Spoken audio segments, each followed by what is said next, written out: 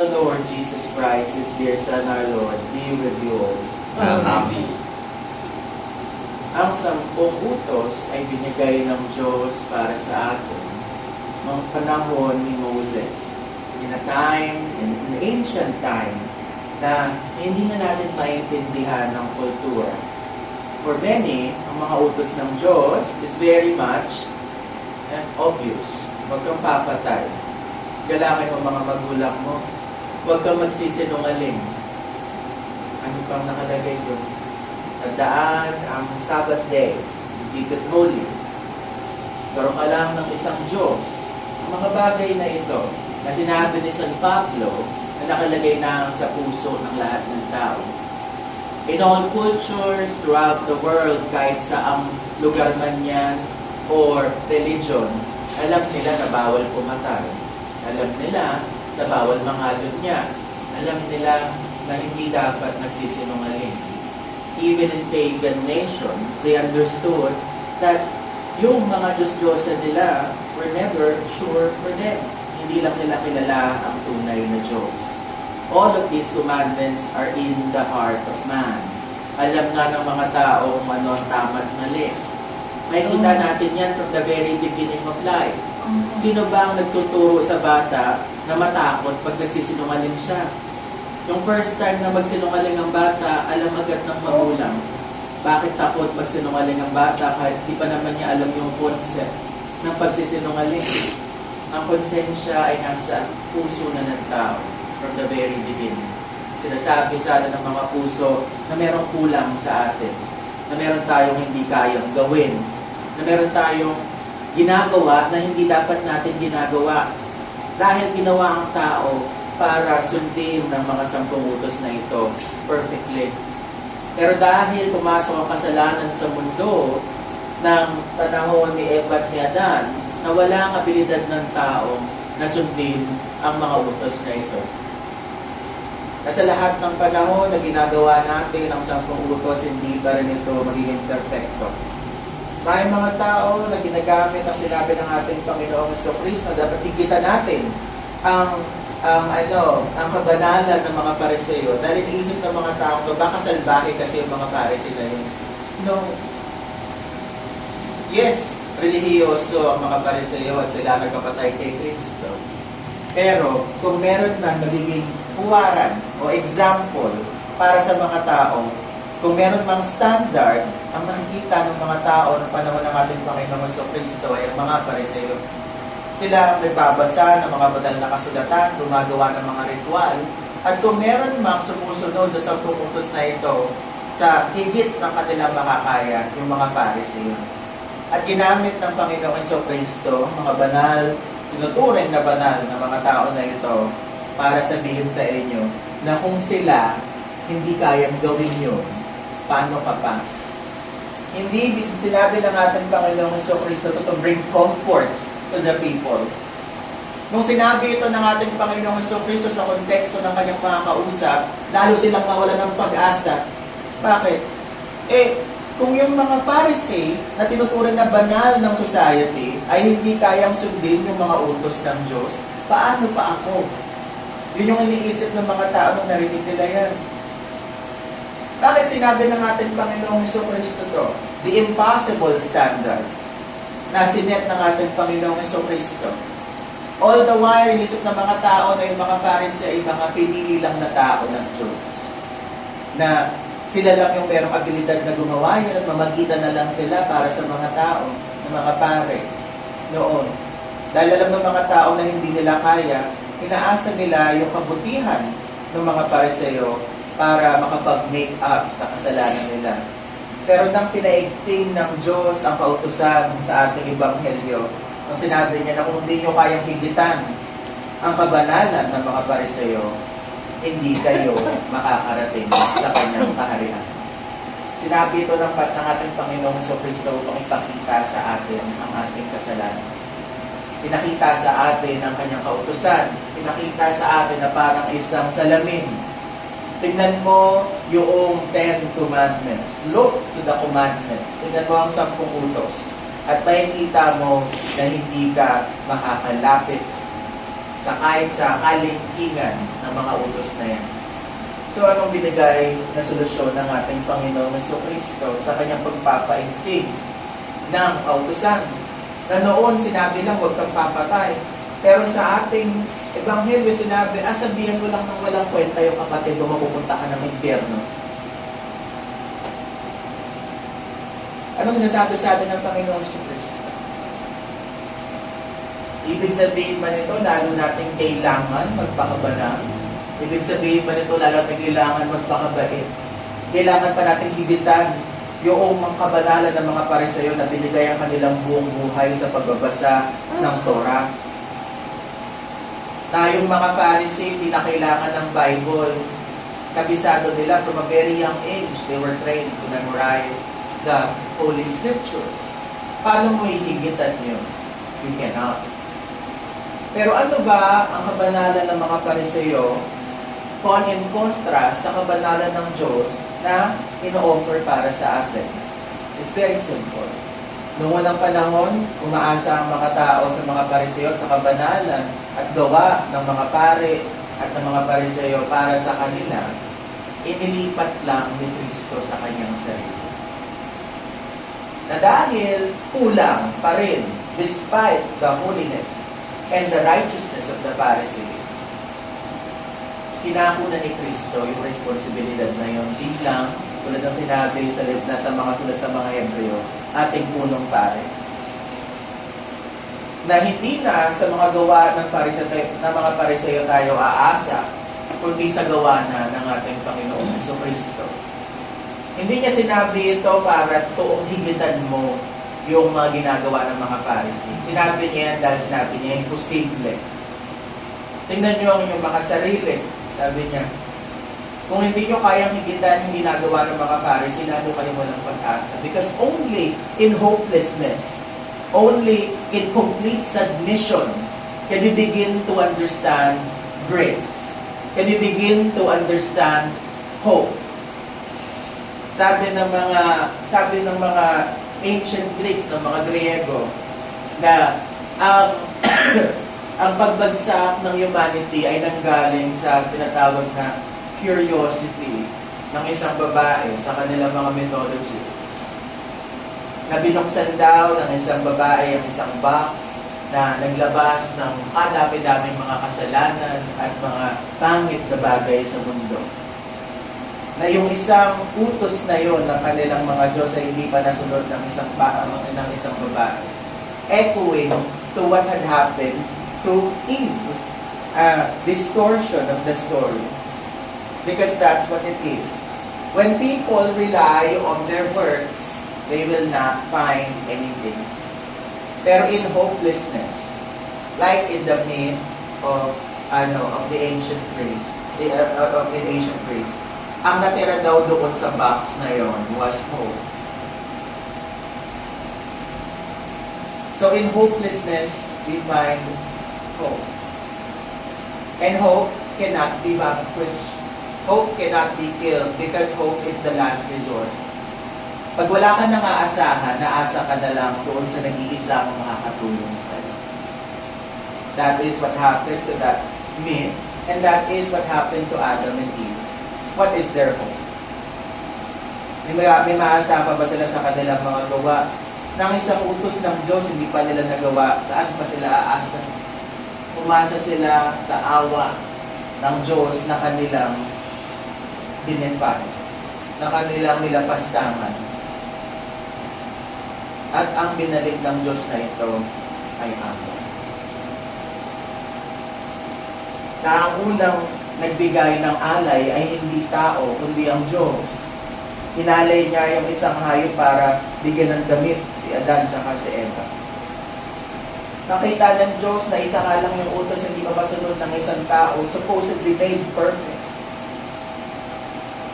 Now, paano naman tayo that lives in a broken world? How then can we, in our frailties and sin, obey all these commandments? Ngayon, kung hindi natin kaya, ano pa ang point? Ibig sabihin ba nito, hindi na tayo susunod? Hindi natin gagawin yung nararapat para sa atin? No. Maraming mga tao, yan ang iniisip eh. Aasa na lang ako sa grasya ng Diyos. Yan naman ang sabi sa Bible, di ba? Pero ang pag-asa sa grasya ng Diyos ay hindi na mahulugan na gagawin mo na ang lahat ng gusto mo. Tulad ng sinabi ng ating Panginoong Jesucristo, kailangan higitan mo ang kabanalan ng mga Pariseo.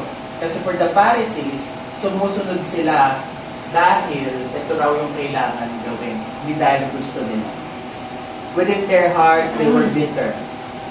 Na sila yung napili para sa ganong klaseng buhay. But any other kind of people na gagawa yung kanilang gusto, free to roam around. Pero sila, nandun sila sa templo, sa mga sinagoga. Bata pa lang sila, wala na silang childhood. Kailangan nilang kabisaduhin yung Torah. Bawal silang kumain, kailangan maghuhugas sila ng certain times of the day para lang kumain, magpa-fasting sila. Ginagawa nila lahat yan out of obligation, and within their hearts is bitterness. And that is why they were the ones who crucified Christ, ang mga Hudyo na yan. Because their obedience was out of obligation. Pero ang pagsunod sa kautusan ng isang taong naniniwala sa grasya ng Diyos ay hindi nagmumula sa obligasyon, dahil tinanggal na ng Diyos ang obligasyon para sundin ang kautusan. Ang pagsunod ng tao na mayroong grasya ng Diyos ay nagmumula na doon sa kanyang puso na pinabanal na ng Diyos. Whereas before, sumusunod ang mga tao out of obligation, now sumusunod tayo dahil sa ligaya ng ating puso na tayo niligtas ng Diyos. Not out of obligation, but plain joy. Masaya tayong sumusunod dahil wala na yung burden, yung weight, na kailangan na perfect mo yan. No. Ginagawa natin dahil binigyan na tayo ng Diyos ng karapatan na gawin ang mga bagay na yan without thinking kung perfecto ba o hindi.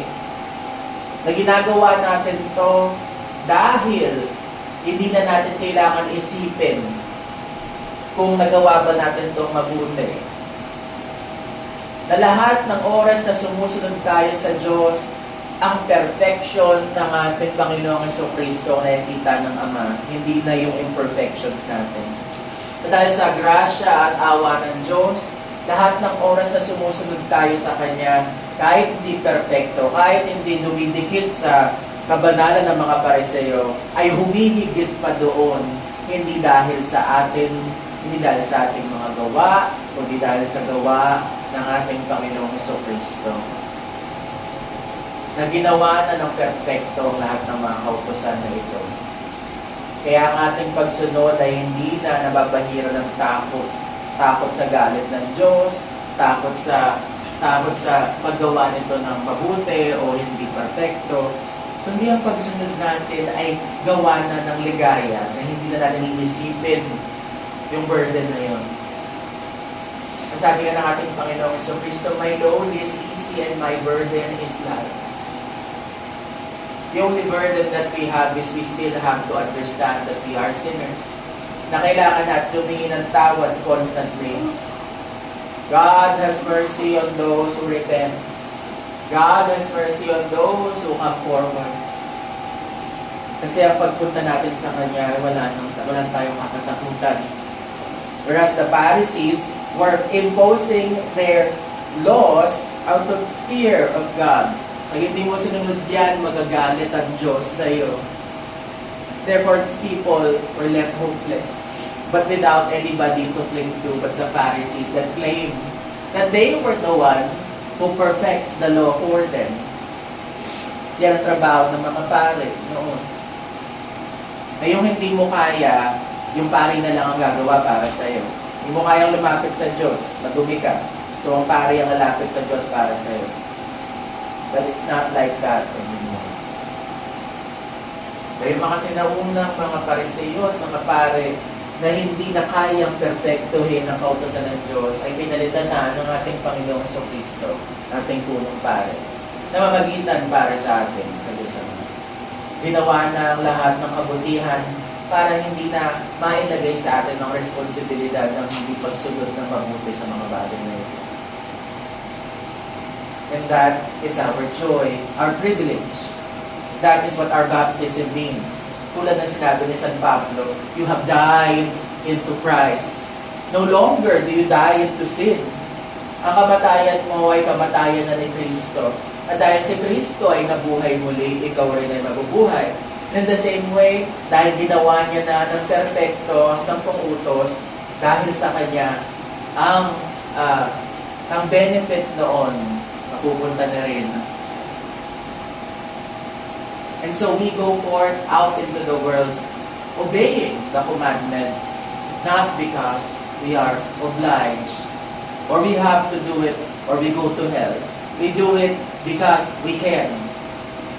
Ginagawa na natin ito dahil kaya na natin gawin without the anxiety. Kaya na natin gawin without the weight of sin. Pwede na tayong hindi magsinungaling at pwede na tayong gumawa ng mabuti para sa ating kapwa nang merong confidence sa ating puso na dahil kay Kristo, perfecto ang lahat ng mga bagay na ito. Na dahil kay Kristo, tinipignan ito ng Diyos with favor. Nawawala yung burden sa atin. So when we go out into the world, let us obey each commandment with joy and with no anxiety. Let us obey each commandment with a heart that knows that God has done it for us. And now we do it for our neighbor in God's stead. Sa lahat ng panahon na tumutulong ka sa iyong kapwa, dapat ang Diyos ang makita nila at hindi na ikaw. Sa lahat ng panahon na ang kapwa mo ang tumutulong sa iyo, ang Diyos na ang nakikita mo at hindi na sila. Yan ang buhay na banal sa mata ng ating Panginoong Kristo. Hindi sa kung gaano karami ang ginawa mong mabuti, kundi kung kaninong pangalan mo ginagawa ang mabuting bagay na yan. Kung sa ang otoridad nang gagaling yung kabutihan mo. In any sense, tulad na sinabi sa ating gospel reading, forgiveness does not come from man. Pag merong gumawa ng masama sa iyo, pag pinatawad mo siya, hindi ikaw ang nagpatawad. Dahil sa puso mo may galit pa rin yan kahit anong gawin mo. Ang pagpapatawad natin ay hindi na sa atin, which is also a comfort. Hindi mo naisipin na, may galit pa rin ako kaya hindi ko siya mapatawad. That burden is no longer yours to keep, but it is Christ's forgiveness. Kaya madali nang ibigay kasi hindi na sa iyo eh. Di ba gano'n naman? Pag hindi sa iyo, madaling ibigay. Kasi wala namang mawawala sa iyo. Pag nagpatawad ka, pag gumawa ka na mabuti, pag tumulong ka sa kapwa mo. Dahil ang buong Kristiyano alam na hindi na yan galing sa Kanya. Kaya madali na itong ibigay. Hindi naman ako yung nagpatawad sa iyo. It's God. Nawawala ang burden. Because we were forgiven freely, we should forgive freely.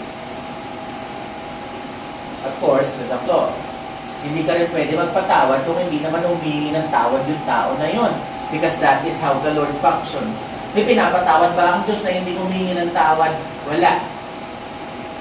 So forgiveness is only given when it is asked for.